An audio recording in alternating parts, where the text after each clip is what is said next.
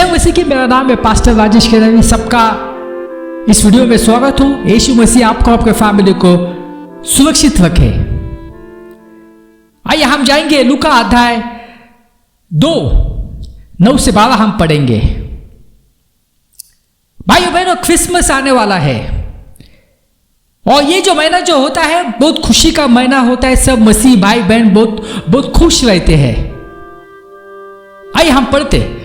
तभी वहां उस क्षेत्र में बाहर खेतों में कुछ गदहे थे जो रात के समय अपने रेवड़ों की रखवाली कर रहे थे। तो रात का समय था और जो गदहे थे वो जो है वो खेतों में थे और अपनी भेड़ों की जो है वो रखवाली कर रहे थे। उसी समय प्रभु का एक स्वर्गदूत उनके सामने प्रकट हुआ और उनके चारों ओर प्रभु का तेज प्रकाशित हो उठा। वे सहम गए। तब स्वर्गदूत ने उनसे कहा, डरो मत, मैं तुम्हारे लिए अच्छा समाचार लाया हूं जिसमें सभी लोगों को महान आनंद होगा, क्योंकि आज दाऊद के नगर में तुम्हारे उद्धारकर्ता प्रभु मसीह का जन्म हुआ है। भाई बहनों, ये जो समाचार जो सुनाया, जो शुभ समाचार जो सुनाया, ये जो है ये सबके लिए है। ये सिर्फ मसीह लोगों के लिए नहीं है, ये तो सबके लिए है। और यहां पे लिखा है कि दाऊद के नगर में तुम्हारे उद्धारकर्ता प्रभु मसीह। तो भाइयों बहनों, यीशु जो है वो हमारा उद्धार करता है। वो आए थे स्वर्ग से धरती के ऊपर हमें उद्धार देने के लिए, हमें नया जीवन देने के लिए, हमें पापों से बचाने के लिए। यीशु मसीह जो है वो मानव बन के वो इस धरती के ऊपर आए थे। और यहां पे लिखा है कि वो जो है वो मसीह है। मसीह का मतलब क्या है? मसीह का मतलब है जो चुना हुआ।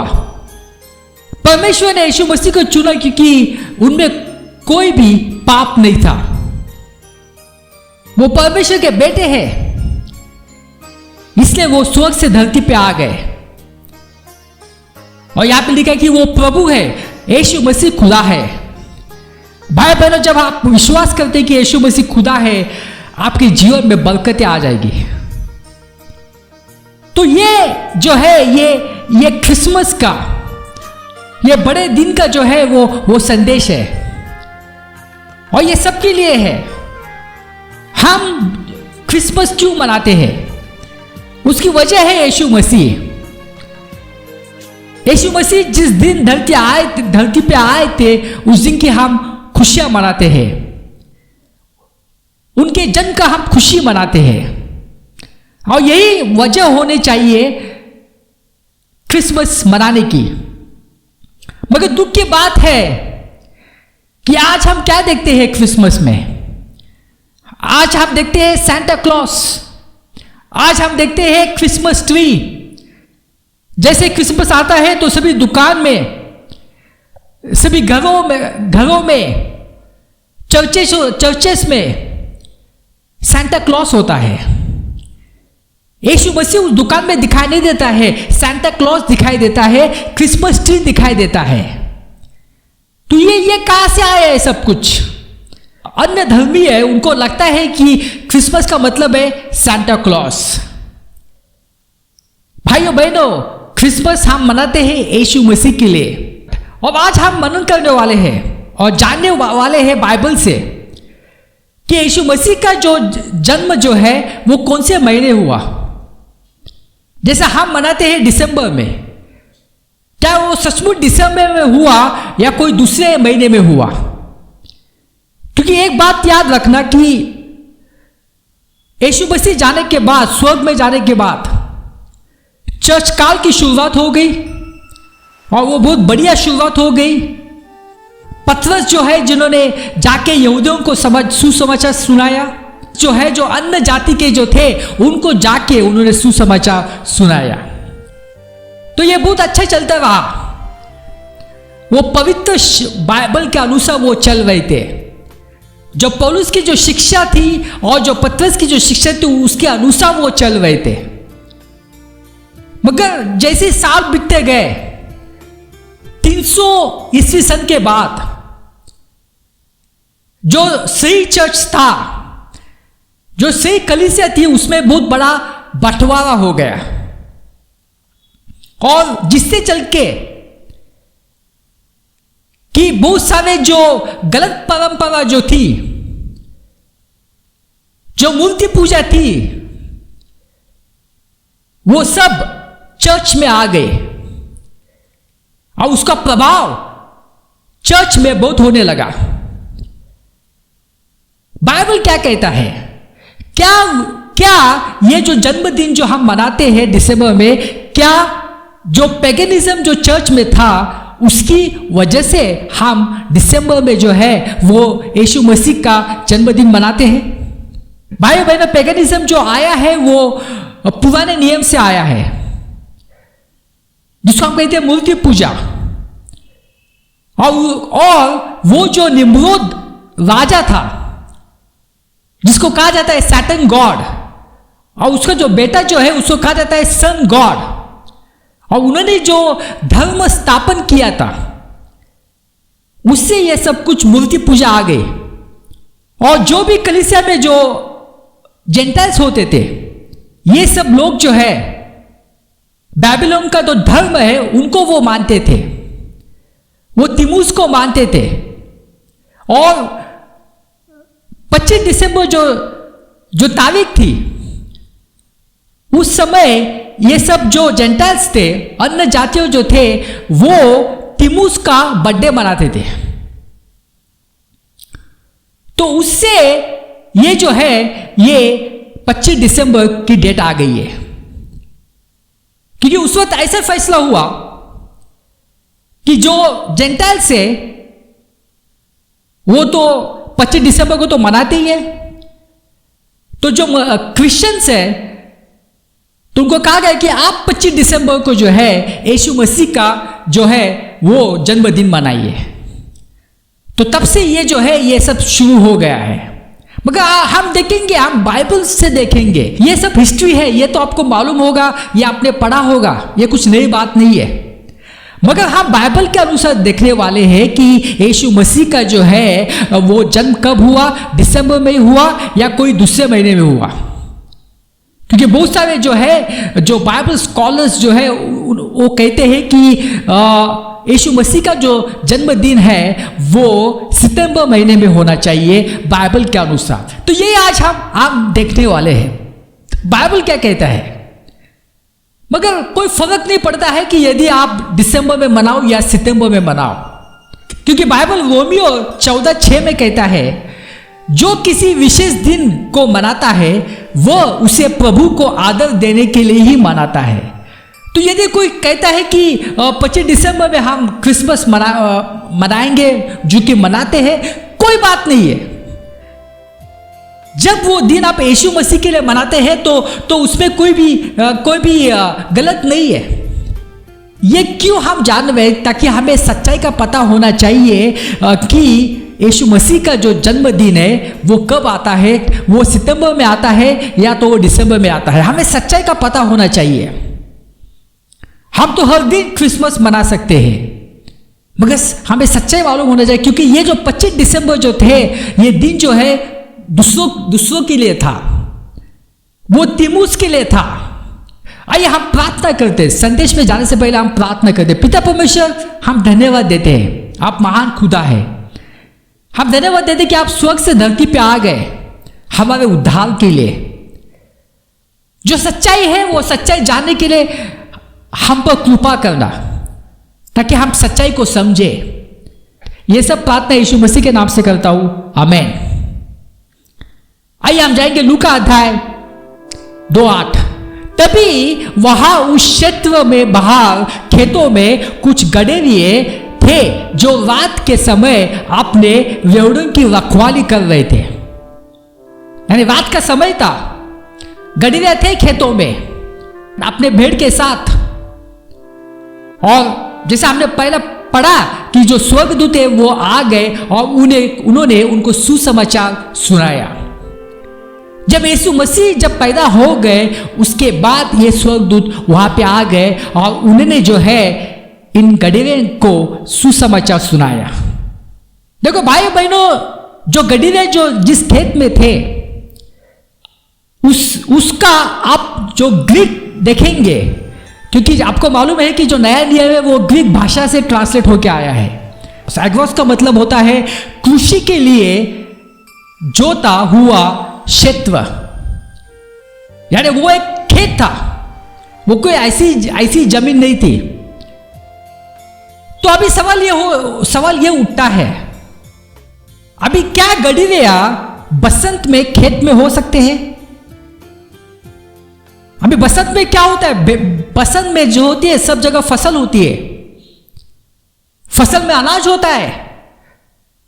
क्या गडरिया जो है वो बसंत में हो सकते हैं? नहीं हो सकते, क्योंकि अगर गडरिया होंगे, भेड़ होगी तो भेड़ जो है वो सब फसल को खा डालेगी। तो जो है गडरिया जो है वो वसंत में जो है वो वहां पे हो ही नहीं सकते। इसका मतलब है यीशु मसीह जो है वो वसंत में पैदा नहीं हुए, गर्मी के मौसम में पैदा नहीं हुए।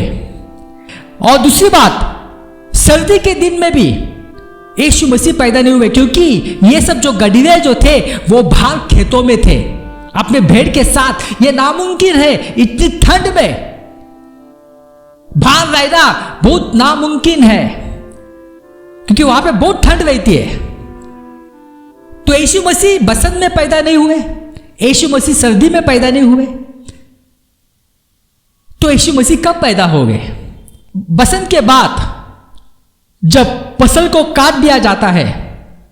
कब काटते हैं? जब पतझड़ का समय आ जाता है, जिसको इंग्लिश में हम कहते हैं ऑटम।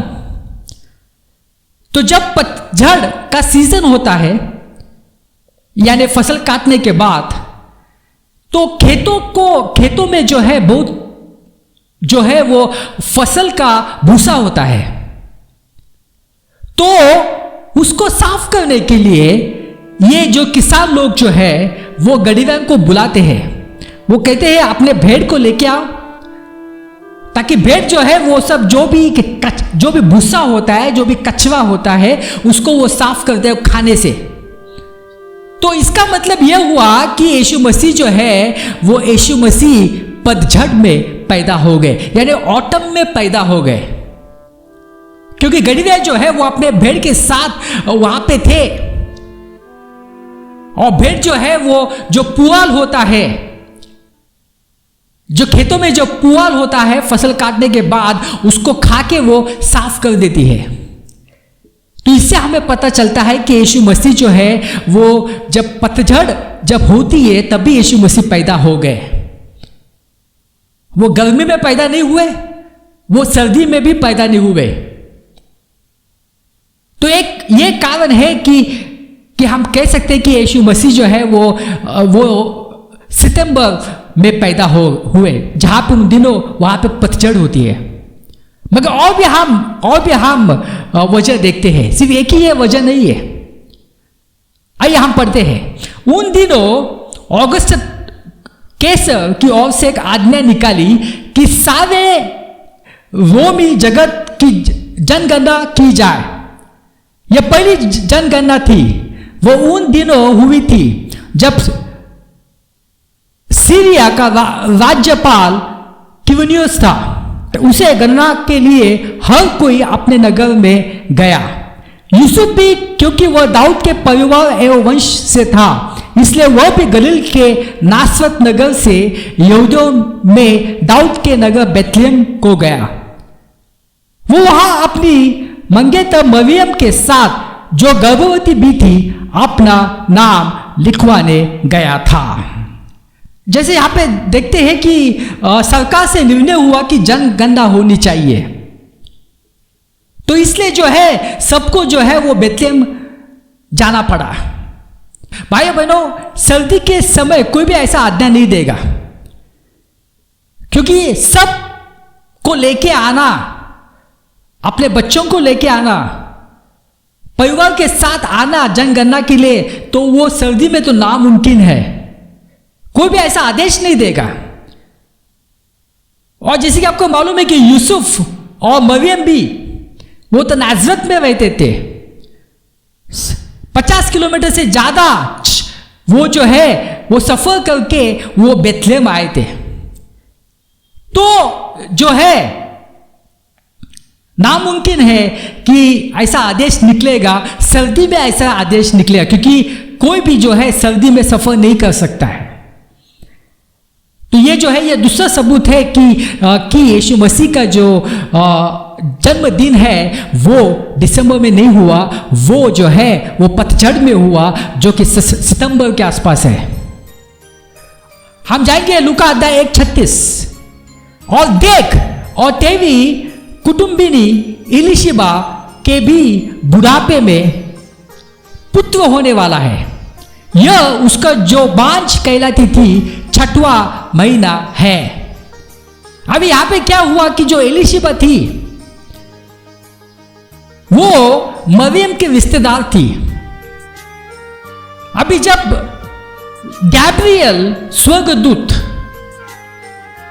जब वो मरियम को उसने संदेश दिया कि आप गर्भवती होने वाली है, तो उसके पहले जो है गैब्रियल स्वर्गदूत ने एलिशिबा के जो पति था जकरिया, उसको भी संदेश दिया कि आपकी पत्नी भी गर्भवती होने वाली है 6 महीने पहले। तो जब स्वर्गदूत मरियम के पास आया था, एलिशिबा को 6वां महीना चल रहा था। यह बात ध्यान पे रखना, क्योंकि इससे हमें पता चलेगा कि यीशु मसीह कब पैदा हो गए। अभी तक आपको आया समझ में यीशु मसीह की कृपा से हम आगे जाते, ये संदेश को अंत तक देखना। हो सकता है कि यह संदेश बड़ा हो जाए, मगर अंत तक देखना, आपको सच्चाई का पता चलेगा। उन दिन जब यहूदा पर हेरोदस का राज्य था, वहां जकरिया नाम का एक यहूदी याजक था जो उपासकों के अबियाह समुदाय का था। उसकी पत्नी का नाम एलिशिबा और वह हारून के परिवार से थी। अभी यहां पे याद रखना, एलिशिबा जो कि मरियम की रिश्तेदार थी, उसका पति का नाम क्या था? जकरिया। और जकरिया कौन था? वो याजक था। और वो किस समुदाय का याजक था? वो था अबियाह समुदाय का याजक था। ये बात आप ध्यान पे रखना, क्योंकि बाद में इससे आपको समझ में आ जाएगा। उसकी पत्नी का नाम एलिशिबा, वह हारून के परिवार से थी। वे दोनों ही धर्मी थे। वे बिना किसी दोष के प्रभु के सभी आदेशों और नियमों का पालन करते थे, किंतु उनके कोई संतान नहीं थी, क्योंकि एलिशिबा बांझ थी और वे दोनों ही बहुत बूढ़े हो गए थे। जकरिया के समुदाय के मंदिर में याजक के काम की बारी थी। वहां परमेश्वर के सामने उपासना के लिए उपस्थित था। तो याजकों में चली आ रही परंपरा के अनुसार पर्ची डालकर उसे चुना गया कि वह प्रभु के मंदिर में जाकर धूप जलाए। बाइबल यहां पे बहुत सारा सबूत यहां पे है, जिससे हमें पता चलेगा कि यीशु मसीह जो है वो कब पैदा हुए। अभी यहां पे लिखा है कि जकरिया जो था वो याजक था, और वो याजक जो है वो किस समूह का था? वो अबियाह समूह का याजक था। अभी जो याजक जो होते थे, उनको 3 जो पर्व होते थे, उन 3 पर्व में उनको मंदिर में आना पड़ता था अपनी सेवा के लिए।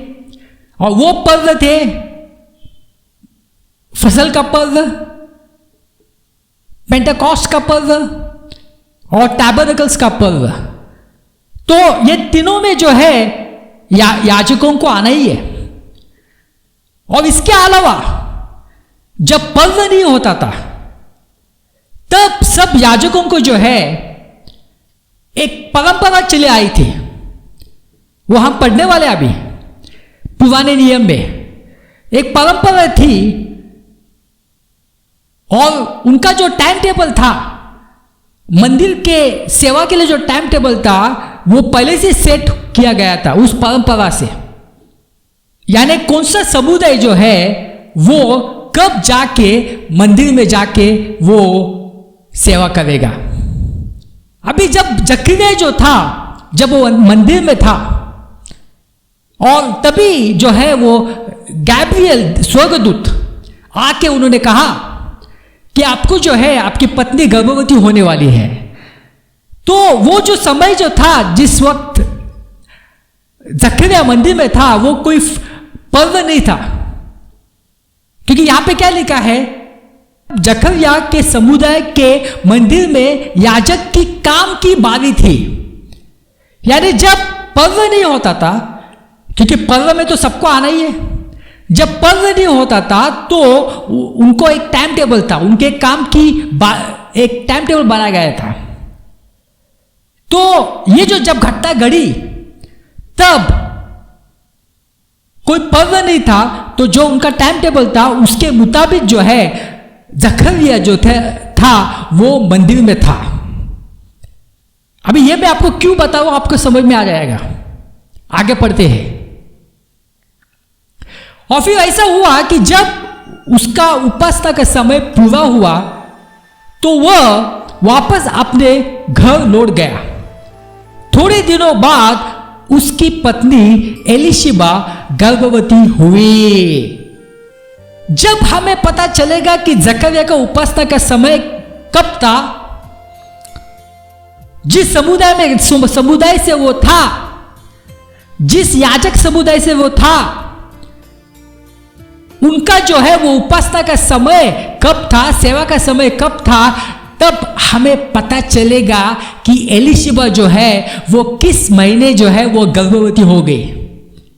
क्योंकि यहां पे लिखा है जब वो उपासना का समय पूरा हुआ वो घर पे आया और बाद में एलिशिबा गर्भवती हुई।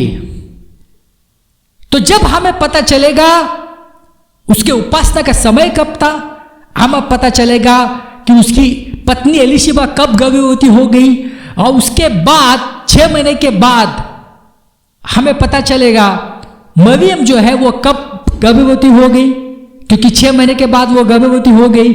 और उसके बाद 9 महीना जो है आप उसमें जो है ऐड करना, आपको यीशु मसीह कब पैदा हो गए वो पता चलेगा।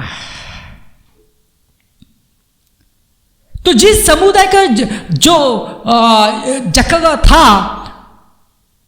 उसका जो उपासना का जो समय है वो पुराने नियम में है, क्योंकि जो परंपरा जो चली आ रही थी उसके अनुसार याजक काम करते थे। वो कभी भी जाके वो मंदिर में वो उपासना नहीं करते थे, उनकी सेवा नहीं होती थी। उनको एक समय दिया था, टाइम टेबल था, उनको उस टाइम टेबल में आना है, 1 हफ्ते के लिए आना है और अपनी सेवा देना है। यानी उनको जो पर्व होते हैं उसमें तो आना ही है, उसमें तो कोई टाइम टेबल नहीं था। मगर उसके अलावा जब पर्व नहीं होता है तो उनको टाइम टेबल दिया जाता है, उसके अनुसार वो मंदिर में आते हैं और सेवा करते हैं, और 1 हफ्ते की सेवा होती है, और वैसे 24 समुदाय होते हैं। तो यानी एक समुदाय को जो है वो साल में 2 बार आना पड़ता है। तो जब हमें पता चलेगा जकरिया का समुदाय का कौन सा वो समय था, तो हमें आगे का सब कुछ पता चलेगा। भाई बहनों, यह संदेश को अंत तक देखना, आपको सब कुछ समझ में आ जाएगा। अभी पुराने नियम के अनुसार हम उसमें जाने वाले हैं, क्योंकि आप कहेंगे, आपको कैसा पता चलेगा कि उनकी उपासना का समय कब था जकरिया का। हम जाएंगे पुराने नियम में, मगर उसके पहले जो है पुराने नियम के अनुसार जिस समुदाय का जकरिया था, उनका जो उपासना का समय था वो समय था दिसंबर और जून में। ये याद रखना। अभी ये जो है ये समय कैसे आया ये हम जाने वाले हैं। अभी आप अंत तक बने रहेंगे तो आपको पता चलेगा। तो हमारे पास 2 ऑप्शन है, एक है दिसंबर और दूसरा है जून। अभी मान लो एलिशिबा दिसंबर और जनवरी के बीच में वो गर्भवती हो गई। तो 6 महीने के बाद मरियम भी गर्भवती हो गई। तो मरियम कब गर्भवती हुई होगी? जून में हुई होगी। और उसके बाद 9 महीने आप जो है कैलकुलेट करना, तब आएगा कौन सा महीना? मार्च और अप्रैल के बीच में। तो इसका मतलब है इस ऑप्शन से जाते हैं कि एलिशिबा जो है वो दिसंबर में गर्भवती हो गई, तो हमें पता चलता है कि यीशु मसीह जो है वो मार्च और अप्रैल के महीने के बीच में पैदा हुए हैं। और ये जो समय जो होता है वो समय बसंत का होता है, ये समय गर्मी का होता है। और जैसे हमने वचन में पढ़ा कि यीशु मसीह जो है वो बसंत में पैदा नहीं हुए, क्योंकि गलीले जो है वो खेतों में थे। बसंत में वो खेतों में हो ही नहीं सकते। वो जो खेत था वो ऐसी जमीन नहीं थी, वो फसल का खेत था, तो वो हो ही नहीं सकते वहां पे, क्योंकि भेड़ सब फसल को खा डालेगी। तो यीशु मसीह जो है, तो ये जो ऑप्शन जो है ये एक ऑप्शन सही नहीं है। अभी दूसरा क्या था? मान लो अगर दूसरा था जून, अगर एलिशिबा जून और जुलाई के बीच में गर्भवती हुई तो 6 महीने के बाद मरियम गर्भवती जो कि दिसंबर और जनवरी के बीच में है। उसके बाद 9 महीने जो है उसको आप गिनती करना, आपको महीना मिलेगा सितंबर अक्टूबर के बीच में। और ये जो समय है वो पतझड़ का समय है। और जैसे कि हमने देखा कि गडेरे जो है वो खेतों में पतझड़ के समय ही हो सकते हैं। तो इससे हमें पता चलता है कि जो यीशु मसीह जो है वो पैदा हुए पतझड़ में, जो कि सितंबर और अक्टूबर के बीच में है। भाई बहनों, ये जो दिसंबर जो डेट है, जैसे मैंने कहा कि वो कहाँ से आ गई है? वो जो पैगनिज्म जो था उसका जो प्रभाव था कलीसिया के ऊपर, उससे ये जो इससे महीना आ गया है। और वो जो डेट थी 25 दिसंबर, वो दूसरे के लिए थी, वो तामूस के लिए थी। उन्होंने उसको क्रिश्चियंस के लिए भी बना दिया। मैं ये नहीं कह रहा कि क्रिसमस को आप मत सेलिब्रेट करना, आप 25 दिसंबर को क्रिसमस मत सेलिब्रेट करना, ये मैं नहीं कह रहा हूं, मुझे गलत मत समझना। कोई भी दिन हम जो है हम यीशु मसीह की उपासना कर सकते हैं, क्योंकि हमने पढ़ा है। अगर आप कहते कि ये दिन जो है मैं यीशु मसीह के लिए मानता हूं, कोई बात नहीं है, मगर सच्चाई ये है कि यीशु मसीह जो है वो पैदा हुए सितंबर महीने में। क्योंकि बहुत सारे जो है वो मूर्ति पूजा, बहुत सारे जो गलत चीजें जो है वो कलीसिया में आ गई, और अभी भी आज हम देख रहे उसका प्रभाव आज भी है। अभी आप कहेंगे कि आपको कैसा पता चला कि जखरिया जो है वो उसके उपासना का समय मंदिर में दिसंबर में था और जून में था, कैसे पता चला? आइए हम जाएंगे उसके लिए। पहले हम लूका का अध्याय 1:5 पढ़ेंगे और फिर जाएंगे हम पुराने नियम में।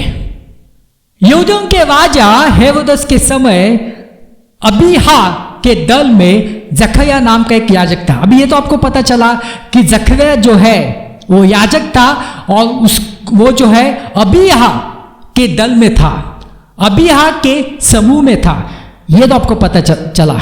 वैसे 24 दल थे, 24 याजकों के समूह थे। हम जाएंगे पुराने नियम में, पहला इतिहास 24। हारून की संतान के दल वे थे। हारून के पुत्र तो नादाब, अबीहू, एलियाजर और इतामार थे। परंतु नादाब और अबीहू अपने पिता के सामने पुत्रहीन मर गए, इसलिए याजक का काम एलियाजर और इतामार करते थे। और दाऊद ने एलियाजर के वंश के सादोक और इतामार के वंश के अहामेलेक की सहायता से उनको अपनी सेवा के अनुसार दल दल करके बांट दिया। और एलियाजर के वंश के मुख्य पुरुष, इलामर के वंश के मुख्य पुरुष। भाई बहनों, तो यहाँ पे क्या लिखा है? यहाँ पे ये लिखा है कि जैसे हारून था, हारून कौन था? वो याजक था, उनके जो है वो 4 बच्चे थे। 2 जो थे वो पुत्रहीन थे और वो मर चुके थे, और दूसरे जो बेटे थे एलियाजर और इतामर थे, उनसे जो है आगे का वंश चला।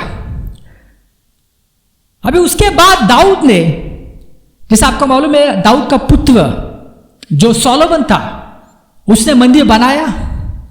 अभी मंदिर तो बन गया मगर सेवा के लिए कोई चाहिए, तो दाऊद ने जो है वो 24 जो है वो दल बनाए, 24 समूह बनाए, और उन समूह में क्या होते थे? याजक होते थे, और उनको जो है उनको मदद करने के लिए उन्होंने 24 को चुना। और वो 24 कहां से आ गए? वो आ गए एलियाजर और इत्मार, जो बाकी के जो 2 बेटे थे उनके वंशज में 24 को चुना, जो कि जो 24 दल बन गए थे याजक के, उनके ऊपर वो देखभाल कर सके। तो 24 जो है वो दल थे। आगे पढ़ते हैं। जैसे आपने पहले पढ़ा कि जो परंपरा जो चली आ गई थी उसके अनुसार जो जकरिया था उसका उपासना का समय था, वो हमने पहले पढ़ा। तो क्या परंपरा थी ये हम पढ़ते अभी।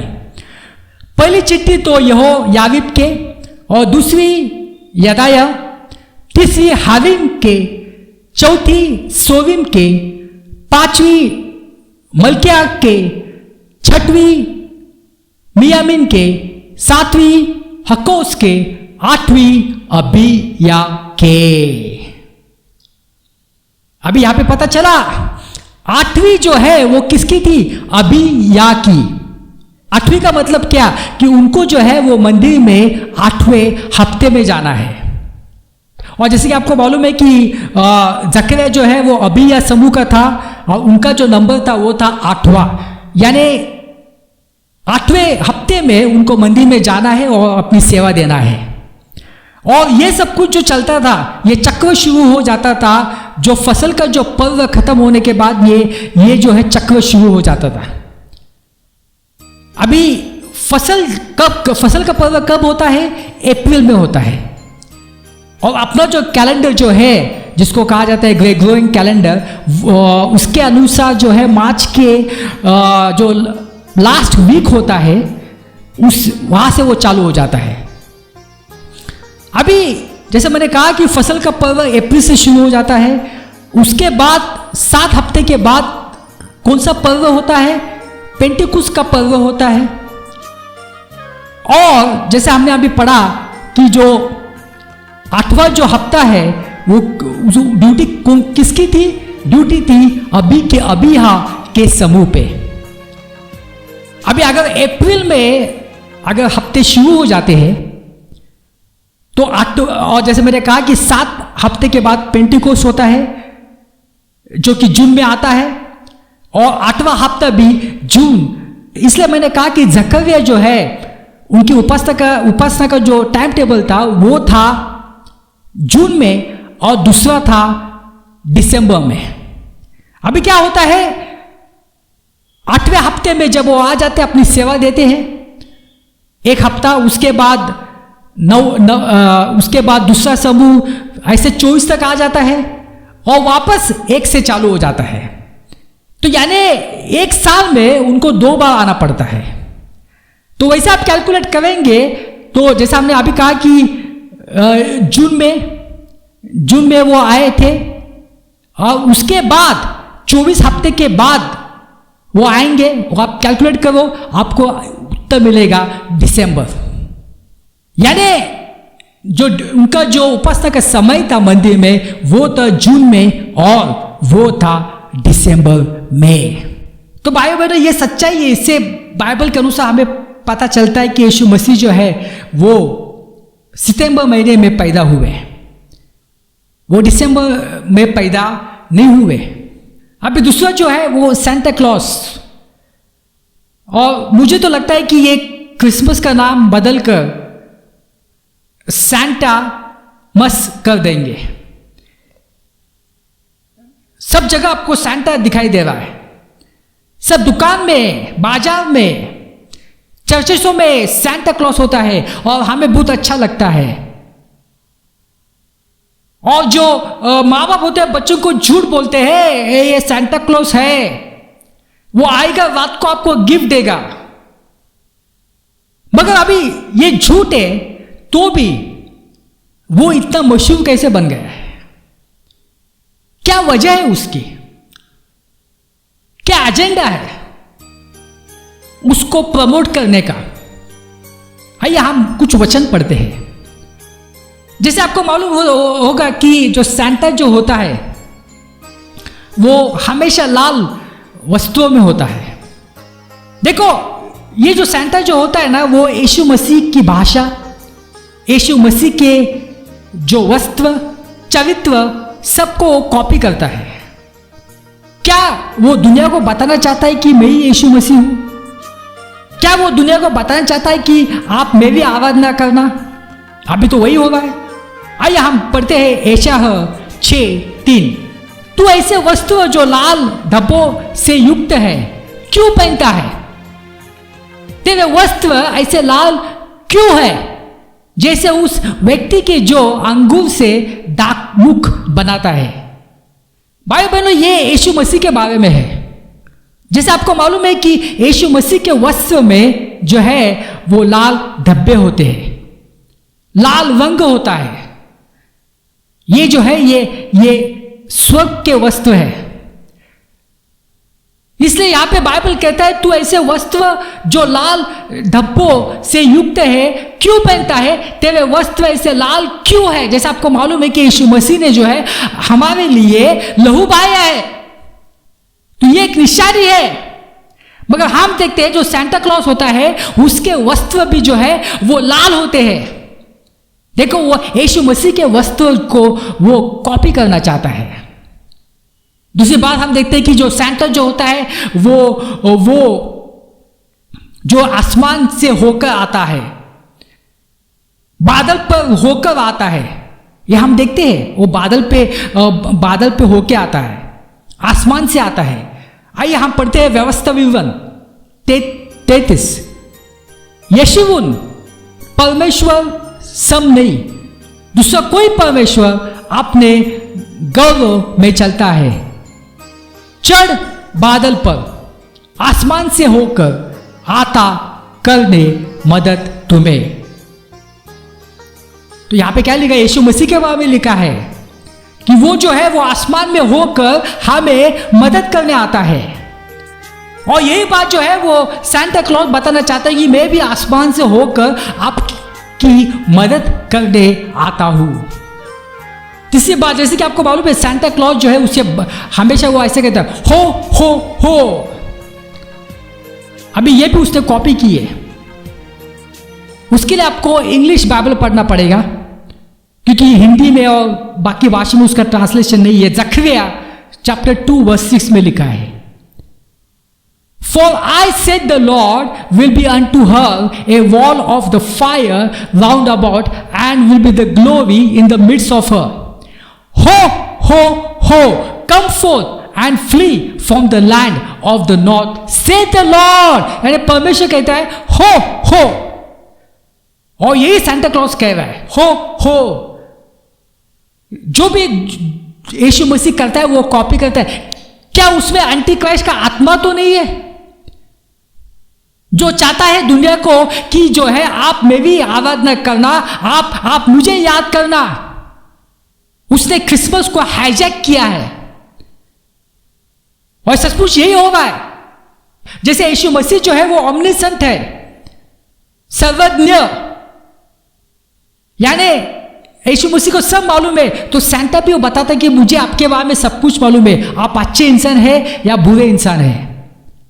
कहता है ना कि आई नो एवरीथिंग। जैसे यीशु मसीह ओमनी प्रेजेंट है, वो सर्वभूत है, वैसे वो बताना चाहता है कि मैं किधर भी कहां पे भी जा सकता हूं। जैसे यीशु मसीह ओमनी पोटेंट है, यानी कि सर्वशक्तिमान, वो वही बताना चाहता है मैं भी सर्वशक्तिमान हूं। क्या वो यीशु मसीह की जगह ले रहा है?